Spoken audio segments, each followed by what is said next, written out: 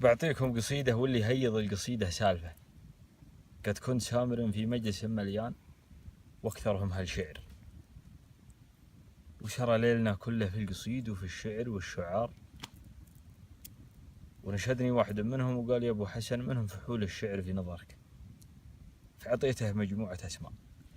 هم زدنا خضنا في الاسماء اللي عطيتهم، اللي يقول مقدي واللي يقول مخطي واللي يقول وفلان وفلان.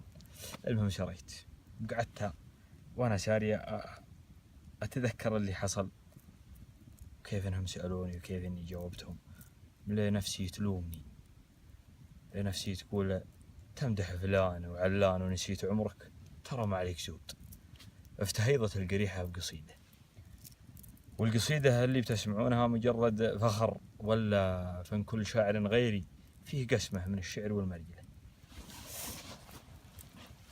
يقولون لي دام المنابر تطولها، فعدد لنا مجموعة من فحولها.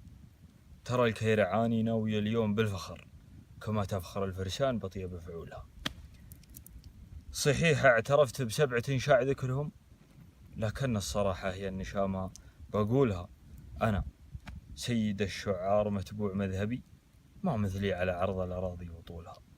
بسيفي ورا الجوزة مواصيل هامتي، تعدتها بروج مستحيل وصولها. نجوم الجزيرة كلهم في ظلالتي، تعقل ركايبها وتسرج خيولها. وتحتي نهار الفوز دهمنا مضمرة، وكل في ساقتها ولحدنا بحولها. عيون المذري تكتحل من عجاجها، واللي ذاقت الكرباج ماشي في زولها.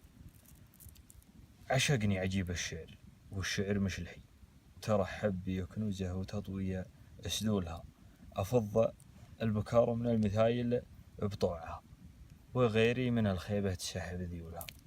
بيوتي لياقيلة في مجلس تبسموا، وتلهم فطاحلهم وتدهش عقولها. تخالفني رخوم من الجهل والحسد، كما خالفت بعض النصارى رسولها.